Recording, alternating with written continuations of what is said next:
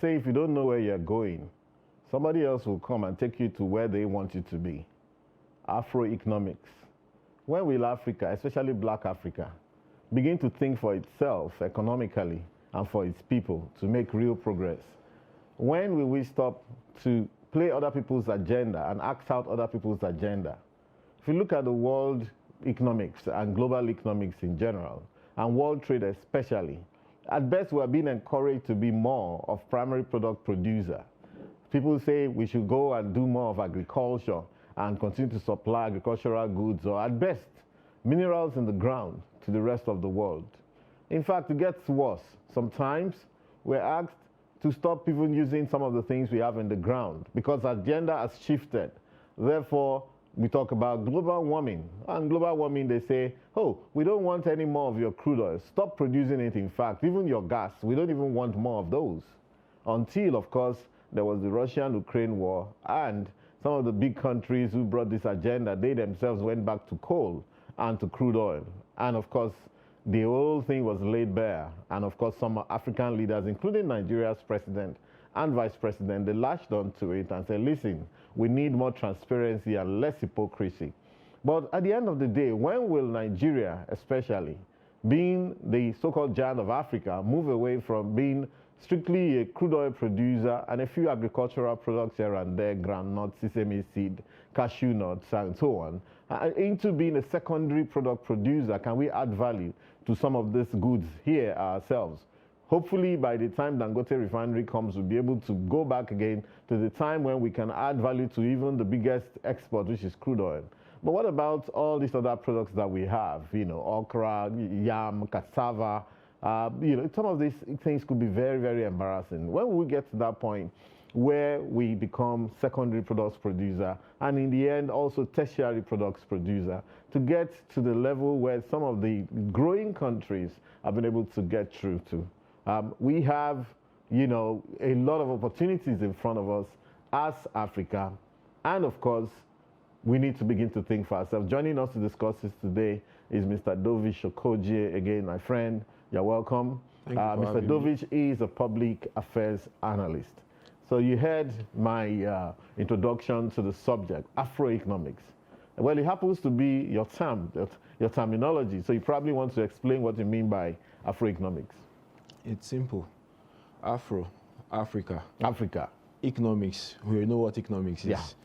Bringing it together, we're talking about African economics.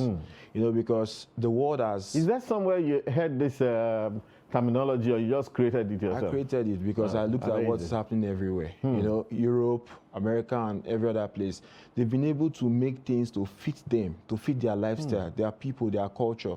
So why don't Africa do something like that?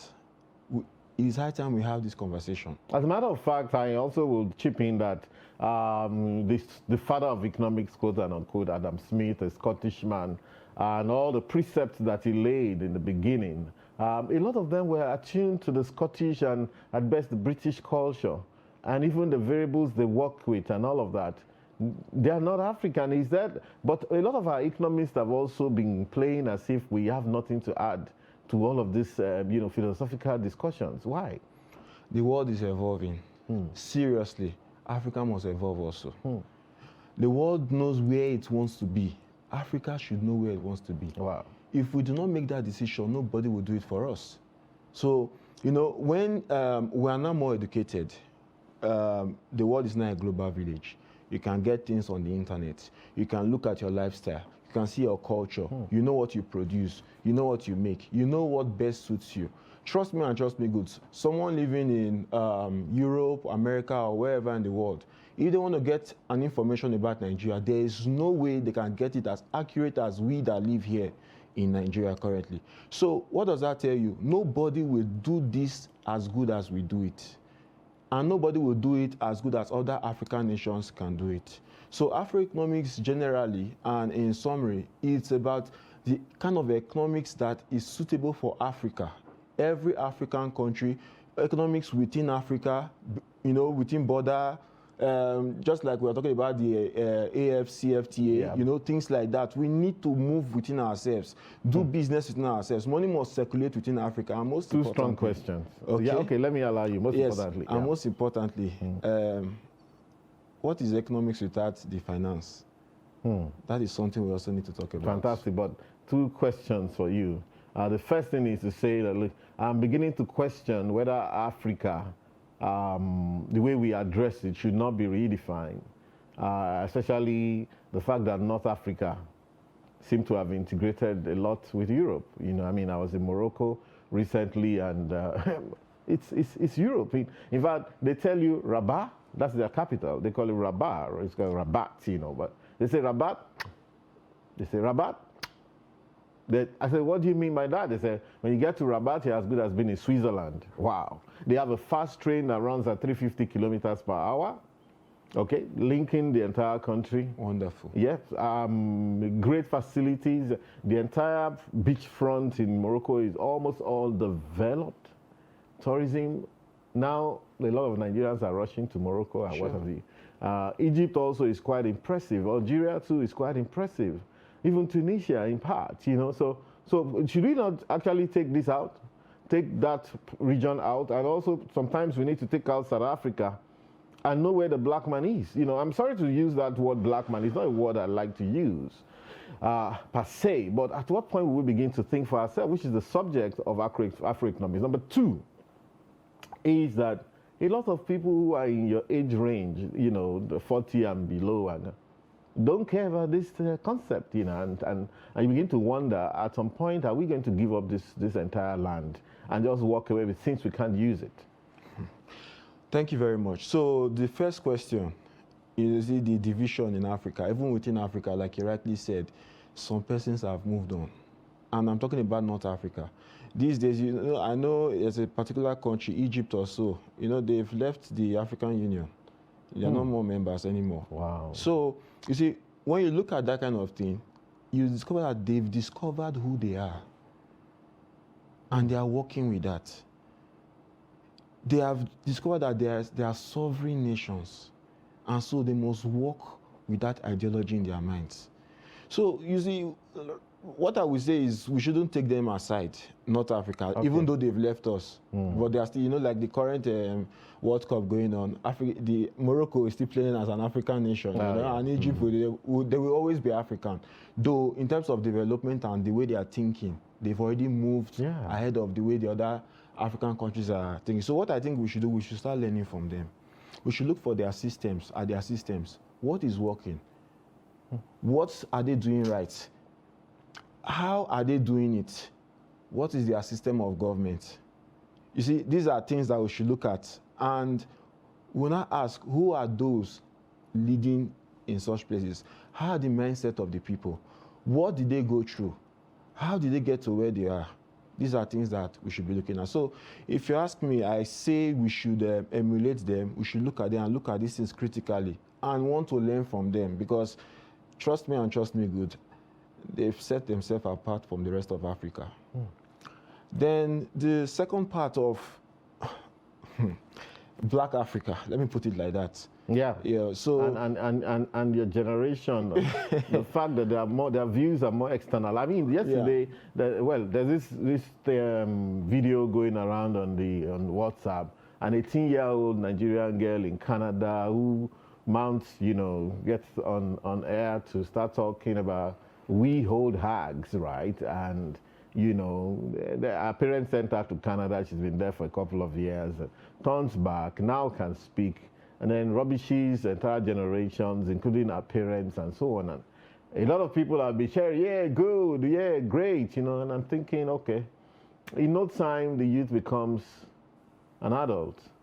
My people will say, the child that says that his father did not make it, it's only a short time before you to see how easy it is to make it. Of course. Or how not easy. Of course. So, so what do you think about those? So now talking about Black Africa and in particular the youths, my generation, let's put it like that per se. The problem is, just like let me attend to that, the later scenario you brought up, which the video you're talking about. I think I stumbled on that video. That was yesterday or so. I was disappointed. You know, now, this brings us to what we call Afro-economics, like we're talking about this topic of this session. There's something African about us, and we must not lose it. Yeah. If we do not get the fundamentals right, we cannot make it up there. You see, when I saw it, I saw the abuse that the young lady was, you know, meting on our elders, this generalization and all that. That is not an African. Well, in our own culture. Yeah, but then would they say that, are we advising them to be tepid, to be laid back? And No, being laid back will not change anything. that is not about being laid back. There are some of us that have been fighting for good governance. There are some of us that have been protesting everything that's not working well in this country and even other places of Africa. We've been doing it for many years, and maybe gradually our voices are beginning to be heard.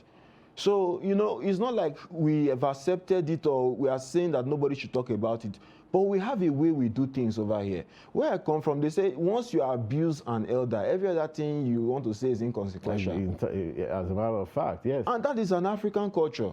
That was how we were built. I think anybody that abuses elders doesn't want to go old. You will, I don't know, and it's something that, funny enough, it's something the young persons, the youths are doing these days, and I wonder how. There's beauty in old age. Absolutely. If you think maybe the elders should not be there, or our dads and our moms, and if you think they should not be there, then I don't know what you are waiting for. You will never get there. And if you watch, how many persons of the youthful age currently make it to the old age now that we're talking about? How many? So, you see, there are different things that we are not just doing right. We want to copy Europe, we want to copy America, copy the progressive things that they have going for them. Yeah. Maintain your own culture. Brings me to what is happening in Qatar currently. You know, you should have something you are known for. And when people are coming within that place, they respect it. Absolutely. Stick with it. They are not staying there forever. When they're ready to go, they move, they leave.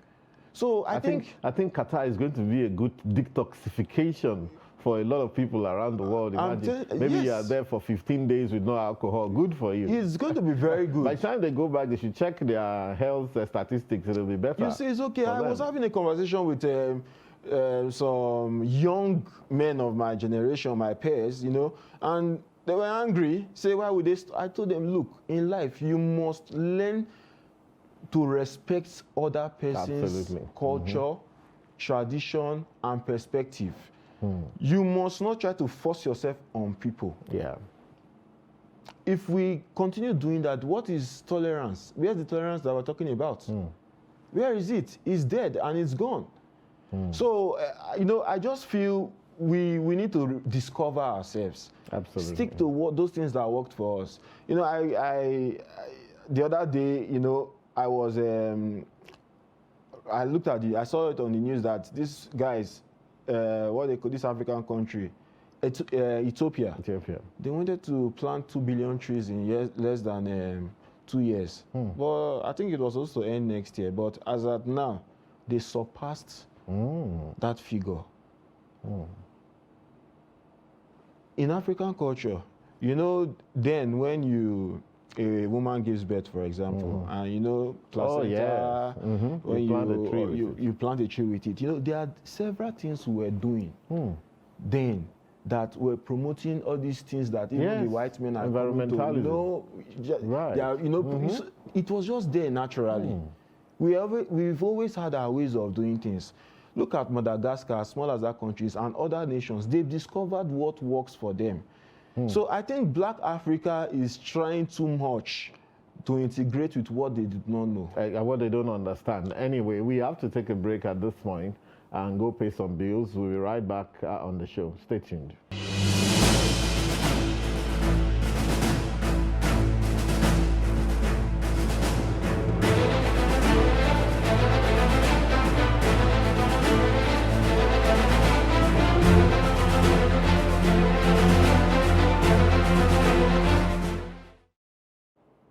Welcome back, viewers. And we've been talking Afro-economics, how African countries should begin to think for themselves economically and which way forward with Mr. Dovish Okoje. So welcome. And, Thank you. you know, we were discussing quite a few things in this very extensive topic, which cannot probably be exhausted in one show. So prepare your mind to drag you down again at some other point in time. But specifically as it relates to the economics of it, we have the AFCFTA, African Free Trade Agreement, as it were, which was meant to have started sometime in 2000, postponed because of COVID, and then later was supposed to start January of 2022, postponed till sometime in June, and then the idea is that it had started in full. But ordinarily speaking, there hasn't been much buzz, honestly. And Nigeria in particular doesn't seem too keen on the idea of AFCFTA. What's going on? I mean, intra-Africa trade used to be around 7%, meaning that, you know, we don't keep our money amongst ourselves. Now, maybe with all the efforts, it's grown to about 15%. But intra-European trade is 70% among themselves, you know. People say that Africans don't even have anything to sell to themselves. Everybody is producing cocoa, crude oil, you know, sesame seed, groundnut, cassava, yam, and all of those same things that everybody seems to feed on. But it's also an opportunity for us to scale up. Okay, though recently you could see that Innocent was said to have sold about $14 million worth or so, or is it $47 million worth of cars to Sierra Leone? Great idea, you know. But what else can we do? Because that's very central to Afro-economics, the fact that if Africa must make progress itself, especially Black Africa, we need to trade amongst ourselves and challenge ourselves. One of my regrets is that Nigeria, which should be driving the AFCFTA, seems to be on the back feet, and we are not even ready to challenge ourselves within Africa, not talk of the rest of the world. What do you think? It's unfortunate, if I must summarize it, and it's a sad development because we're supposed to improve trade within Africa. Imagine you doing, you know, money, business, goods and services from one place to another, all the way from Africa to Europe. Yeah. They're your best partners. They're your best customers. Why not, you know, why not we find a way to work within ourselves? And I'm saying something, if the black man, the black race must stamp his feet on the surface of this earth as a very important part when people are talking, Nigeria will have to up its game. Absolutely. Nigeria is the largest concentration of black persons in one place on earth. So I ask myself, what are we doing wrong? Why are we not doing things that we are supposed to do basically? And the answer that I got was, we're not just ready to move forward. I think we've not been able to sit down within ourselves to have a consensus. We've not been able to put several things aside and ask ourselves important questions like, what do we do to go forward as a people and as a nation, and also as a people of West Africa and Africa in general? You see, raw materials, exporting of raw materials is one, I don't want to use a very rash word, but it's painful. Something you could develop. It's just like you get, maybe, let's say a cocoa seed, for example, is worth, let's say it's worth 5 naira, for example. You take it, you export it like that. And most times, you just put it in containers and everything, and, you know, you take it out there. Then you're giving money for it, and you go home. Now, that cocoa, you can take it, process it, make chocolates out of it. Cost of production, maybe, let's say 3 naira, and every other thing. Then add every other thing to it, you know. Packaging, everything, 15 naira. For example, I'm just giving an example, 15 naira. Then at cost price for each of those, you move it at 30 naira. You know how much you're making? And to think of it that one thing that African countries don't know is this money business, we're always shortchanged. When you want to be giving loans and they want to give you loans, they want to buy things from you, they just print and give you. Oh, yes, baby. Well, let me tell you the worst thing is that when you want to take a loan, most of the loans, they won't even give you anything. They'll send their own companies to Africa to go and do the job. They'll pay them maybe in the US, or they say, don't worry, we'll pay you then. All the materials you need, most of the materials you need, you get from those countries abroad, shipped to Nigeria. The work is done. Of course, the contractor is not going to do work for free. So Sure. There's a load that you are paying as an African country. You are paying on top of that loan a certain amount of money to pay this contractor to do the work. So if the contractor comes here and they can't even employ any of your people, they say, sorry, your people are not qualified. That's it. Before you know it, the work can even be abandoned. The loan is still standing there. That's the truth. Yes, and so that's those matters are things conversations that we don't really want to have, because the shortchanging is just too much. And well, I wouldn't blame them, because in life most times the way politics and leadership works, anywhere you can see a loophole that will profit your own country, you take it. That's what most of the Western guys do. Yeah. But it's funny that in Africa, if you see something that benefits your country, you take them far from it. Yeah. Then you rob them of it, and you steal money. So most times in Africa, and let's say our own country in particular, Nigeria, if these guys see good things or opportunities, they take the Commonwealth, they take it for themselves. Why the guys over there, they go to countries themselves and look for loopholes, corrupt officials, and every other thing, make deals with them for the benefit of their nations, not just themselves. Okay, now this brings me to one issue, and we're rounding up now. The fact that if we really study history very well, we realize that there are many things that we are blaming ourselves for in Africa today that we shouldn't blame ourselves too much, or at least we should ensure that we don't destroy our country because of it. For example, this thing called corruption. I think that I've heard some people come from the West especially talk about corruption here, and I think they are rather condescending because their own economies became great on the back of corruption. True. We're talking about hundreds of years, maybe 100 years before. Even some of them as close as 30, 40 years ago. They were, like the American economy was built by the people they call robber barons, okay? For those who haven't seen this documentary called The Men Who Built America, the Rockefellers, Vanderbilt, Carnegie, J.P. Morgan, Edison, some of them were called robber barons because they were ruthless men, and they were also quite corrupt. They grabbed everything they could. But, as you said, the difference was that they kept the money in America. They use it to develop their country. That is what's called nation building. So I think where we may see it is, I'm not saying people should be corrupt. I'm saying that if you find yourself in, having so much money, spend it in don't lock it up. Like the central bank redesigning of currency recently, you see the kind of amount of monies that are coming from everywhere. It was painful. Rotting money, and many of the people who own those monies are dead and gone.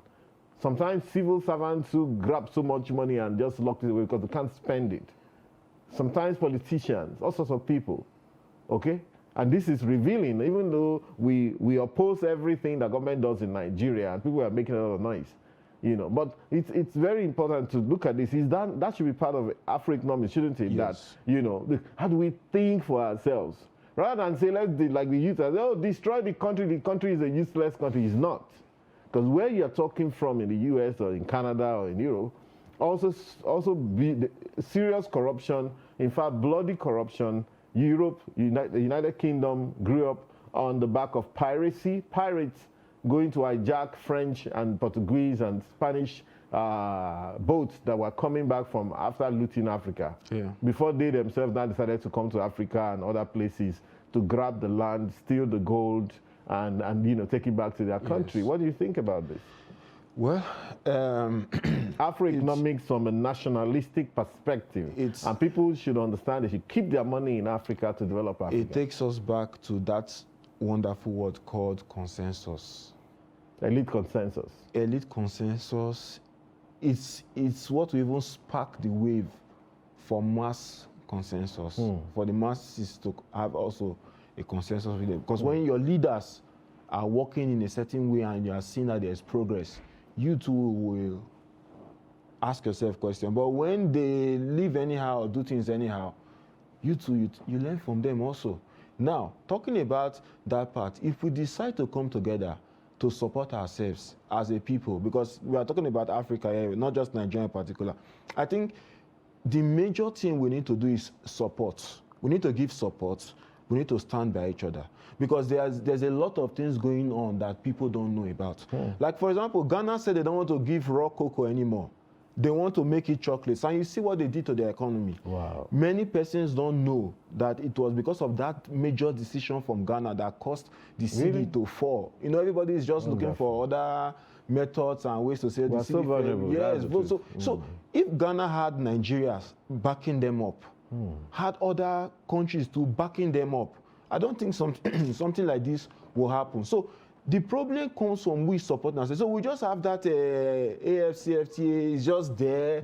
It's like it's just a beautiful word. It's like an idea. But within ourselves, are we working towards doing it? Are we protecting ourselves? Are we supporting ourselves? Are we ready to really do business with ourselves? The only way Africa can move forward is when we acknowledge ourselves and start working together and try to do things within ourselves, grow ourselves together, promote ourselves. That is the only way. So, you know, bringing it back to the average countryman of different nations and all that, you see, just the way you see that person in your house, for example, by your street, sells provisions, you go there, you pay, you buy. You wouldn't cross over. For let's say you want to buy water, you just go to the shop across there, you buy it. Why take a taxi, take a bus, go to another state, buy water, and come back? That is exactly what we are doing. Exactly. And that is a very big problem. So when you look at it, it's cost intensive, time and everything. And what happens? What are you doing? Now, if that person that has that shop within that street runs out of business and becomes a criminal, exactly, they come for you. Or they come for you, or they start to come and eat in your house, they line up in front of your house for daily so meals. lack of money moving around Africa is a problem. It's a great place to stop, and I'll probably stop with these anecdotes, round up with these. There's this anecdote about the blacks even in America, the fact that when you pay a Jew, okay, the people of Jewish heritage, salary, that money stays within the Jewish community for about 19 days. They are going to buy food from the Jewish shop and this and that, you know, whatever. Same thing for the Caucasians, maybe about 10 days. The Spanish, maybe about 6 days. The blacks, the Indians as well. The blacks give him 6 hours and that money is gone. It's gone into frivolous things. From the community to other countries. And this is a great place. The same way of keeping the money rotating within Africa is very, very important. And the fact that those who seem to be the people we're listening to are people who will tell you that even this idea of water, one of the items that central bank restricted is water. People actually want to import water to Nigeria. Thank you for coming on this show, Dovish. Thank you very much. This discussion has not ended, so we're still going to continue. All right. Thank you very much, viewers, for staying tuned. We'll see you next week.